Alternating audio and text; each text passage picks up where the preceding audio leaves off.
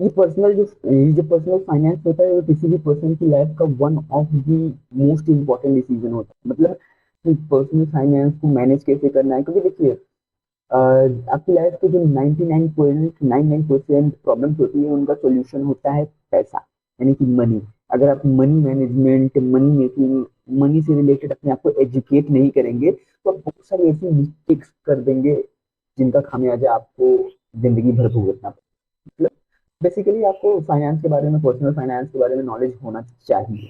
नमस्कार दोस्तों, and you finance इस चैनल पे आपका बहुत बहुत स्वागत है। तो इस चैनल पे हम लोग प्रैक्टिकल फाइनेंस के बारे में बात करते हैं, इन्वेस्टिंग के बारे में बात करते हैं, स्टॉक मार्केट, मतलब जितने भी सोर्सेस हैं जिनके थ्रू आप अपनी वेल्थ को बढ़ा सकते हैं, वेल्थ को प्रिजर्व कर सकते हैं, वेल्थ को कम होने से बचा सकते हैं, उन सभी चीजों पर बात करते हैं। तो आज की इस वीडियो में हम लोग बात करने जा रहे हैं कि ऐसी कौन कौन सी चीजें होती हैं जो आपको अपने पर्सनल फाइनेंस के साथ नहीं करनी होती है। इस बात को ध्यान रखिए, नहीं करनी होती है भूल के भी।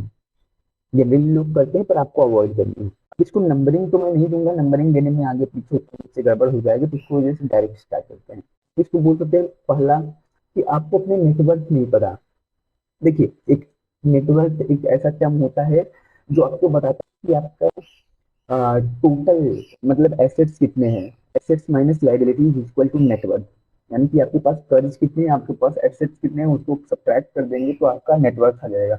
और इसमें नेटवर्थ में जिस घर में आप रहते हैं आप उसको एक्सक्लूड कर सकते हैं, उस घर की प्राइसिंग को आप माइनस कर सकते हैं। तो इसके अलावा आपके पास जो भी दूसरा रियल एस्टेट हो जो आपने इन्वेस्टमेंट पर्पज के लिए लिया हो, घर दूसरा जिसको जिससे रेंट आता हो, या तो आपका म्यूचुअल फंड हो, शेयर हो, स्टॉक हो, पता नहीं 50 किस्म की फलाना ने मक्का हो, उन सब चीजों की वैल्यू प्लस आपके ऊपर जितने भी डेट है उसको माइनस करने के बाद जो रिजल्ट आता है वो आपका एक्चुअल नेटवर्थ होता है। और आपको इसी नेटवर्थ को बढ़ाने पर फोकस करना है। आपको दुनियादारी अल्लम बल्लम में नहीं जाना है, फाइनेंशियल प्लानिंग वगैरह पे ज्यादा भरोसा नहीं करना है। आपको सिर्फ अपने नेटवर्थ में जीरो आने। आज अगर 6 जीरो है, 7 जीरो कर लीजिए, 8 जीरो कर लीजिए, 9 जीरो कर लीजिए, मतलब करने का मतलब बढ़ाइए अपने नेटवर्क को। तो सेकेंड पॉइंट वो है कि आपको अपनी नीड से बियॉन्ड रहना है।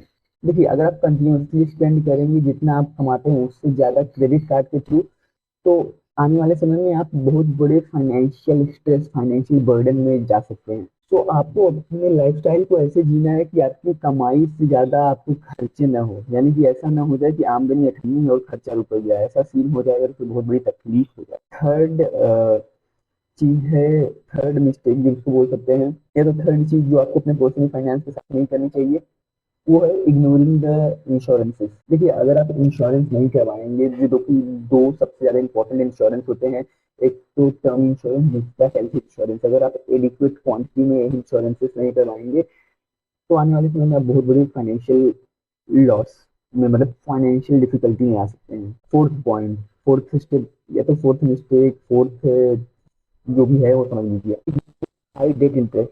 बहुत सारे लोग हैं जो क्रेडिट कार्ड के बैलेंस को जब उनका बिल आता है वो मिनिमम ड्यू पे करके छोड़ देते हैं, फिर बाद में इंटरेस्ट पे इंटरेस्ट, क्रेडिट कार्ड पे बहुत ज्यादा इंटरेस्ट होता है तो लोग उसको इग्नोर करते हैं और ईएमआई बढ़ते जाते हैं। तो आपको अपने लोन्स, उन लोन्स को देखना है जिनसे आप बहुत ज्यादा इंटरेस्ट दे रहे हैं और उनको जल्दी से जल्दी रीपे करना है। जो फिफ्थ पॉइंट है कि फिक्स है जो भी उसमें जाइए आप, वो है इम्पल्स स्पेंडिंग के बारे में। देखिए, आप बार बार रिपीटेड बेसिस पे हर दूसरे तीसरे दिन जो ये ऑनलाइन जो अमेजोन फ्लिपकार्ट है इनके ऑफर्स आते रहते हैं, अगर आप उनको बेसिस पे अपने मतलब चीजें खरीदेंगे, स्पेंडिंग करेंगे तो आप बहुत बड़े फाइनेंशियल प्रॉब्लम में आ। आपको माइंडफुल स्पेंडिंग पे फोकस करना है। आपको अपनी जितनी जरूरतें हैं सिर्फ उतनी स्पेंड करना है। बेसिक जो भी पॉइंट है ये है इन्वेस्टिंग के बारे में। बहुत लोग खर्चे करने में ही इतना बिजी रहते हैं कि उनको इन्वेस्टमेंट के लिए पैसा ही नहीं बचता। तो सबसे पहले आप अपना खर्चे कम कीजिए, फिर उसके बाद इन्वेस्टमेंट के ऊपर थोड़ा फोकस कीजिए। सबसे पहला इम्पोर्टेंट इन्वेस्टमेंट एक ये सबसे जो मोस्ट इम्पोर्टेंट इन्वेस्टमेंट होता है वो होता है खुद की सेल्फ लर्निंग के लिए। तो जिसके लिए आपने ऑलरेडी इस चैनल को सब्सक्राइब कर दिया है तो आपने इन्वेस्टमेंट कर दिया। तो अब उसके बाद दूसरा जो सबसे मोस्ट इम्पोर्टेंट इन्वेस्टमेंट होता है वो आपको अपने आप को हाई स्किल, मतलब स्किल करने पे फोकस कीजिए। स्टार्टिंग की स्टेज पे आप इन्वेस्टमेंट में डायरेक्ट ज्यादा फोकस नहीं करेंगे तो भी चल जाएगा। आप अपने आप को स्किल कीजिए, आप अपनी अर्निंग को बढ़ाइए, ताकि जब आप इन्वेस्ट करना स्टार्ट करें तो आपको प्रॉब्लम भी ना हो अपने लाइफस्टाइल मेंटेन करने में, और आपका जो रिटर्न बने वो भी थोड़ा सिग्निफिकेंट अमाउंट में बने, क्योंकि आप जितना ज़्यादा अमाउंट इन्वेस्ट करेंगे उतना कम परसेंटेज पे भी अगर वो ग्रो करेगा तो भी लंप अमाउंट बड़ा अमाउंट दिखेगा।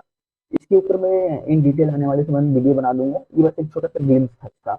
ये पॉइंट है फाइनेंशियल एजुकेशन को नेग्लेक्ट करना। देखिए अगर एक बार आपके पास जो ये कॉलेजेस की डिग्रियां नहीं है, ये आपके पास जो फॉर्मल एजुकेशन है वो नहीं है, एक बार वो नहीं है चल जाएगा, लेकिन अगर आप फाइनेंशियली अपने आप को लिटरेट नहीं करेंगे, एजुकेट नहीं करेंगे, तो जैसे मैंने आपको पहले ही बोला था कि 99.99% लाइफ की जो डिसीजन होते हैं सब मनी रिलेटेड होते हैं, तो इसकी वजह से उसके बारे में पढ़ना बहुत जरूरी है, नहीं तो फिर आप बहुत बड़ी मुसीबत में पड़ सकते हैं। आपको कंटिन्यूस अपने आप को जो बहुत अलग अलग इन्वेस्टमेंट के ऑप्शन है उसके बारे में स्टडी करना चाहिए, और money making, online money making के बारे में स्टडी करना चाहिए, फ्रीलांसिंग वगैरह, मतलब बहुत सारी चीजें कर सकते हैं आप। नेक्स्ट पॉइंट पे चलते हैं। ये पॉइंट है कि आप अपने टैक्सेस को अच्छे प्लान नहीं करके आप अपने टैक्सेस को इग्नोर कर देते हैं। देखिए गवर्नमेंट ऑफ इंडिया बहुत सारे टैक्स सेविंग अपॉर्चुनिटीज आपको लिए देती है, तो आप उन टैक्स सेविंग अपॉर्चुनिटीज को यूटिलाइज कीजिए और अपने हार्ड अर्नड मनी को टैक्स के फॉर्म में देने से बचिए। अपने टैक्स सिचुएशन को समझिए और उसी हिसाब से अपने टैक्स को ऑप्टिमाइज कराइए किसी प्रोफेशनल की हेल्प। जो नेक्स्ट पॉइंट है वो अनडिसिप्लिन बिहेवियर के बारे में। इमोशनल डिसीजन होते हैं ना जो ग्रीड और फियर के बेसिस पर ड्रिवन होते हैं, वो आपको एट द एंड ऐसे पुअर फाइनेंशियल डिसीजन की तरफ लेके जाएंगे जिसका आपको रिग्रेट के अलावा कुछ नहीं होगा। आपको एक अपना डिसिप्लिन मेंटेन करना है और इम्पल्सिव डिसीजंस को रोकना है। नेक्स्ट स्टेप पे आते हैं, ये नेक्स्ट पॉइंट ये है कि आप किसी प्रोफेशनल की हेल्प नहीं लेते हैं। देखिए आप अगर ऐसे समय में किसी प्रोफेशनल फाइनेंशियल एडवाइजर की हेल्प ले लेंगे जब आपको बहुत ज़्यादा नीड है, तो आप बहुत सारे, मतलब अगर आप ऐसे डिसीजन, ऐसे समय पर डिसीजन नहीं लेते हैं किसी प्रोफेशनल से कंसल्ट करने की जहां आपको बहुत ज़्यादा नीड है, तो बहुत सारे मनी मेकिंग अपॉर्चुनिटीज को मिस कर देंगे। आपको आपका एक पर्सनल फाइनेंशियल एडवाइजर रखना बहुत ज़्यादा जरूरी है। नेक्स्ट पॉइंट पे चलते हैं। ये है कि बहुत लोग अपने रियल एस्टेट की प्लानिंग को निगलेक्ट कर देते हैं। बहुत सारे लोग अपने स्टेट को प्लान नहीं करते हैं, जैसे कि जिसमें विल्स इंक्लूड होते हैं, ट्रस्ट इंक्लूड होते हैं और पावर ऑफ अटॉर्नी इंक्लूड होता है। तो अगर आप अपने स्टेट को अच्छे से प्लान नहीं करेंगे तो आपकी आपकी जो जनरेशन रहेगी उसमें अच्छे से वेल्थ डिस्ट्रीब्यूट नहीं हो पाएगी, बहुत सारे उनमें कलेश होंगे, आपस में लड़ेंगे झगड़ेंगे, तो इसकी से विल भी बना लीजिए और उसको कैसे प्लान करना है उसके बारे में सब चीजें जान लीजिए। अब नेक्स्ट पॉइंट पे आते हैं, ये है लाइफस्टाइल इन्फ्लेशन के बारे में।